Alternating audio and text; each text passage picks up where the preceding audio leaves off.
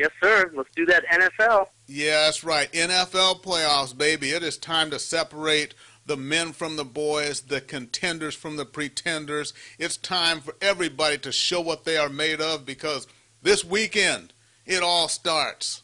It all starts. It all starts. Well, it's that, and it's the beginning to the end.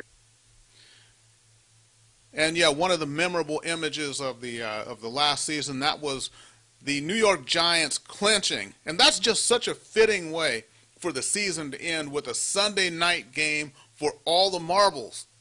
You have the New York Giants facing the Dallas Cowboys. Winner goes to the playoffs, loser goes home. In the case of the Giants, had they lost, the loser may have gotten a new coach, but that's all pure speculations because the Giants won. They are in, and they're going to be one of the games that we're picking for this weekend. But let's go ahead and start. We'll go Saturday, Sunday, early game, late game, and then go to Sunday. Starting off, the Cincinnati Bengals are going to be going to Houston to try to avenge a loss they had earlier.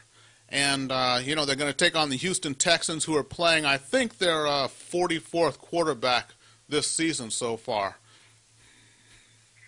Yeah, they definitely are picking up quite a few quarterbacks. I think they finished up with Jake Delhomme. I'm surprised they didn't pick up Brett Favre as well. But, Houston's coming off of a 3-game losing streak right now. And with T.J. Yates back there, I believe he may be injured. And Jake Delhomme as the fourth-string quarterback coming in, I just don't feel that they're strong enough to, as an offensive team, to move forward to the playoffs. They're definitely strong in the defense, being second overall. But the Bengals have, they've had 9 straight 100-yard rushing games. And they've also have Andy Dalton and A.J. Green, who built a great rookie relationship together and are both heading to the Pro Bowl. So those combinations, I think, might be enough to take over the Texans and knock them out. Exactly, and when I look at this, just the last games that were played, you have Houston, of course, Houston with the last game that they played, but really what I want to look at is Cincinnati playing the Ravens in that last game, and really 2 plays are what killed the Bengals in that game. The Bengals really coulda, shoulda, woulda won that last game against the Ravens. So they were playing pretty well, but they got burned for 2 long plays by Ray Rice, and that really was their undoing. Yeah, exactly. And that's something that they're going to have to focus on and work on when they're going to be facing Houston, because they're going to be facing another great defense and a great linebacking core, especially with Mario Williams back there. So they're definitely going to have to focus on that, making sure the O-line stays up and gives Andy Dalton enough time to locate A.J. Green and make that connection. Mario Williams, is he going to be back? I don't know. I think he should be, because that was the only questions that I had, was either T.J. Yates being injured and Mario Williams. I didn't know if Mario Williams would be back by now, but I thought he would be. I don't know what his injury status is. Yeah, we'll have to check on that. But I think in any case, when you look at it, the Bengals, I think, are playing well enough right now. Andy Dalton is really getting settled in. Jerome Simpson with his great, fantastic somersault touchdown. Too bad. That should have been worth like maybe 8 points if you can somersault over an opponent to get a touchdown like that. Yeah, I wish style points counted, but they don't. Especially, the thing was that he didn't just stick the land. He put his hands in the air like he was one of those people dancing up on those tripod things that they jump around on. But it was great. That was a play of the year for me. Definitely. So if we pick this game, let's go ahead and go on the record. The first game that we're picking for the 2011-2012 NFL playoffs, Cincinnati at Houston. On the record, I've got Cincinnati winning this game, and I think a little bit even more comfortably than we might think. I got Cincinnati winning this game, and I would call it by 7 to 10 points. Yeah, I take Cincy as well, and I call it the so-called upset that most analysts are saying right now. As Cincy beats Houston, and it'll be 21-14. So yeah, 7-game spread. 7-point spread. Okay, well, let's go ahead and get to the next game, which will be the volatile team against the just 2 years removed Super Bowl champs, and that is the Detroit Lions going into New Orleans to take on the New Orleans Saints, who have really got it cranked up a notch lately. Yeah, this is going to be one of the best games we're going to see in the postseason. Drew Brees breaking Dan Marino's record, Darren Sproles having the overall scrimmage yards for an individual for the Saints. It was great, and he broke that record. These two teams match up really well. Offensively, they're 4-1. They're fourth place and first place in offense. They're evenly matched up on defense at 23 and 24. The only thing, though, in the difference in this game, which we're really going to see a big difference, is the Saints' running game. With Pierre Thomas and Darren Sproles and those out routes that Drew Brees passes to Darren Sproles for those 10 to 12 yards, that's going to win the game for them for 31 to 21. All right, so you like a 10-point spread in that game? Yeah, it's good. The Lions are going to put up a pretty good fight for the first three quarters, but I feel the Saints are going to overpower them and get a touchdown and a field goal in that last fourth quarter. Right. It's going to be one of those games where the intangibles come into play. And just like that last game of the season when you had the Lions, playing against the Packers, that was an exciting game. That's one that a non-football fan would really enjoy. A lot of scoring, teams marching up and down the field. But even there, they come up a little bit short. And I think that's going to be the case here with the Saints. What you're going to see is this classic case of a team that's on their way there versus a team that is already there. And that's going to be the difference in this game. And like you said, I got the Saints by 10 points also. I would say, it's going to be a high-scoring game. I'd say in the neighborhood of, I'll say 35 to 24 or so. I got it right around there. Yeah, and that's definitely reasonable. And you know what? You hit it right on the nail when you said that the Saints obviously, the Lions are obviously a young team. They had a lot of issues with Sue and younger players this year. But one thing that really stood out with me with Drew Brees was I was watching the sound effects by NFL Network. And what they had created was Drew Brees was talking to Jimmy Graham, and obviously he's a tight end rookie. And he said to him, you're an exciting kind of player, right? Jimmy Graham says, yeah, I am.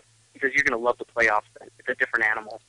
And that right there shows, that right there shows that Drew Brees takes control of this team and those rookie players and tries to set their mindset to a level where it'll match his and they can move forward to a Super Bowl. So I definitely think they're going to win it by a 10-point spread. Yeah, very good. I think so too. And as we were talking in our pre-game, pre-production, and I said one thing is, I think the Saints, and this is since day one when they met the Packers, I think they've been building, and you look at this team, the way that they're playing, I think they've been on a mission, and that is, you have to know, if you want a championship, the road goes through a certain place at certain times. The road to the championship goes to Green Bay, goes through Green Bay. If you can't beat them, you're not going to get there, and I think the Saints are gearing up for that. Now, they can't overlook this game against the Lions, obviously, and we don't want to get too far ahead. But I think if they wind up playing the Saints again, the Packers again, that's going to be an epic playoff matchup if it happens. But there are a few teams that have something to say about it. Well, it will be a great matchup, especially because the opening game of the year was the Packers and Saints. Two teams that were very similar. One just outplayed the other. Now it's time for the Saints to hopefully get some retribution if they do meet up in the conference championship game. Hopefully they can overcome it, and we'll see who goes to the Super Bowl. All right, perfect. So on the record, we have both got the Saints in that game over the Lions by a pretty comfortable margin. So let's go ahead and move on to Sunday. And that is going to be the Giants against the Falcons. The Falcons, we know they went 13-3 last year, but their first playoff game, which happened to be at home, they get dusted 41-28 by the Green Bay Packers, who were obviously Super Bowl championship bound. I think this is going to be a tough game, though, and the pressure may start to mount on Matty Ice. Like I've always said, I have seen the ice melt in pressure situations. It's not going to get any easier against the Giants, who look to be peaking at the right time here, homeboy. Yeah, and the offenses are pretty evenly matched here. And you're right, when the pressure's on and the heat's on, the ice melts. And if you look at his previous runs, any away games that he's had, any potential away games to get him into the playoffs that they needed to win, they lost those games. And Matty Ice really needs to step up in this game if he's going to make some big differences, because since the offenses are matched up so evenly, they need to put some space between themselves and the Giants if they want to win this game. Because you and I both know Eli Manning at home with the 2-minute warning, and you need a touchdown to win. He's the guy to put the ball in his hands. And so it's going to be a tough matchup. So again, because it's so even, it's hard for me to make a decision on who's going to win this game. But again, with Eli at home, I'd have to stick with the Giants, and they're going to take this game. Definitely, and I see some similarities between the Giants' Super Bowl run back in '07 and the way this is going here. They played the best team in the league, really, which was the Packers. They played them recently, and really they should have won that game going back. They had that the late game against the Patriots, who were en route to their undefeated season. Then they'd get that rematch in the Super Bowl. But I like the way the Giants play. The Giants fans, they'll talk to you about it, and the Giants just can't make anything easy. Even that game against the Cowboys, they had that game in hand the whole time, but still, there was a little bit more drama in there than there needed to be. So they'll keep you on the edge of your seat, but this is a game that I don't think that the outcome is really ever going to be in question. I like the Giants winning this game, and in fact, I'd take the Giants winning this game by 7 points. 7 points, and then this off season is going to be rough for Matty Ice and the Falcons. It's going to be rough. So is it Matty Ice? Is it Michael Turner? Is it the coach? What's happening with the Falcons? I think those are going to be the questions they're going to have to face, especially in that Atlanta area, because he already put up the big season last year, went 13-3, lost in the first round of the playoffs. This year, potentially another first-round loss. At what point, do they start to label you a choker? It could happen. Yeah, definitely. I wouldn't say that they would label him any kind of a choker if he chokes on this round. Look at how long down to Tony Romo. So, I don't think they're going to give up on him just yet, especially since the kid's very first pass in the NFL was a touchdown. He's a good kid, and he's a good player, and he's got his head on straight. Just needs to work on some of the pressure situations. But, again, the Giants are at home. Atlanta's used to the dome, and it's going to be cold. So Eli's, and like you say, it's another chapter in the book of Eli. So that's right. He's just gonna have to write this one out, and I think he'll win the game. And now, as far as them winning by 7, I actually think the weather is going to be such a big factor in this game for Matty Ice that the Giants should win by 14. So I think it might be 21-7. All right. We shall see. And plus, the other good thing for the Giants is that finally, they're going to have both Brandon Jacobs and Ahmad Bradshaw in the game healthy at the same time, because their running attack really has been rather atrocious. But when they have those two guys healthy at the same time, which has only happened maybe 3 or 4 times this season, they do pretty well, like they did against the Cowboys. Right, and definitely that 1-2 punch really helps out, takes a little pressure off of Eli, and helps him to be able to set his feet and make some of those big passes that he needs to complete to Victor Cruz. So that'd be really good to get those two guys back from. All right, so according to both myself and Mr. Sean Goyle, here at Inside Sports, we have got Tom Coughlin getting another Gatorade bath at the end of this game on Sunday against the Atlanta Falcons. Which brings us to our final game of the day. And as many of you may have noticed, I'm wearing my vintage Steelers Jack Lambert bicentennial year jersey when they beat the Cowboys in their Super Bowl. That was their second of their 6 Super Bowl rings. They look to be on a march again this year. Rashard Mendenhall, though, top running back for them, goes down with a torn ACL in the last game of the season. So it's going to really be up to Isaac Redmond and Johnson to get it done there. They're going into the Mile High Air of Denver. Mr. Goyle, talk to me. How do you see this game? Well, this is going to be the other AFC upset of the weekend. Now, I know you tell me not to do crap on the radio show, but, brother, sometimes I got to. And in this game, Pittsburgh's going to lose to Denver, man. Wait a minute. I need to hear you say that again. Sean, who's going to win between Pittsburgh and Denver in the 2012 playoff game at Mile High Stadium? Is Pittsburgh going to win, or is Denver going to win? Sorry, I was a little bit quiet there. I was doing Tebow time. Okay. That's that's who's going to win. Sorry, I don't have my camera on me. Had to do my Tebow pose, but I'll explain myself. My craziness doesn't have some kind of decent logic behind it, though. Because you got to remember, like you said, Mendenhall's out, torn ACL, big running back for them. He's a big weapon for them. Helps take pressure off of Ben. Helps with the O line. Give them confidence in protecting Ben.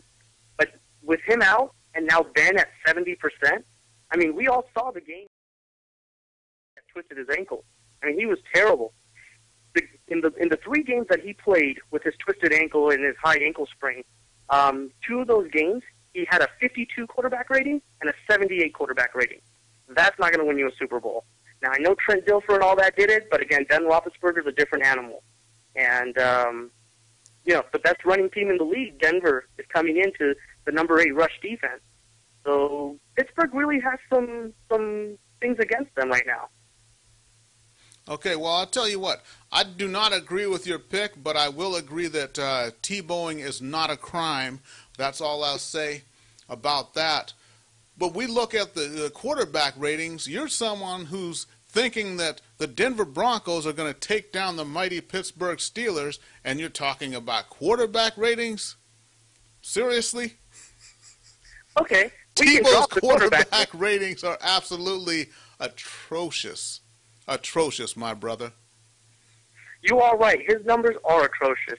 But the only numbers that seems to matter for Denver are the last 5 minutes of the fourth quarter. As long as he's putting up 150 quarterback rating, that's all that matters. And in this game, especially with the injuries that Pittsburgh has right now, as long as Denver keeps it close, like they have been, as long as they keep it close and give Tebow a chance, this game will end 17-14 on a field goal in Mile High. Okay, all right. So you've got the Denver Broncos putting up 17 points against the Steelers defense when they only put up 14 points against Buffalo. They put up 3 points against Kansas City. Now in the playoffs, they're going to put up 17 points against Pittsburgh. And mind you, Denver has lost 3 games in a row. And that last loss against Kansas City was at home, 7-3. I understand it. But there's one thing that Tebow does, and he builds excitement. And the other thing he's got on his side? Jesus Cristo. That guy's hopefully going to help him out in winning this game because he seems to talk to him a lot. So again, I know it's a crazy pick. I know it's a crazy pick. I could have you committed for this pick. Exactly. I know it. And most people would agree with you. In fact, there wouldn't be a juror out there that wouldn't say that I should go to jail for that one.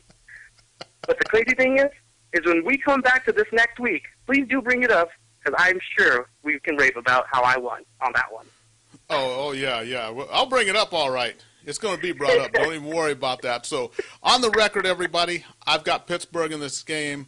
You have got Denver, and that is our NFL Picks of the Week. So, we're just about out of time this week.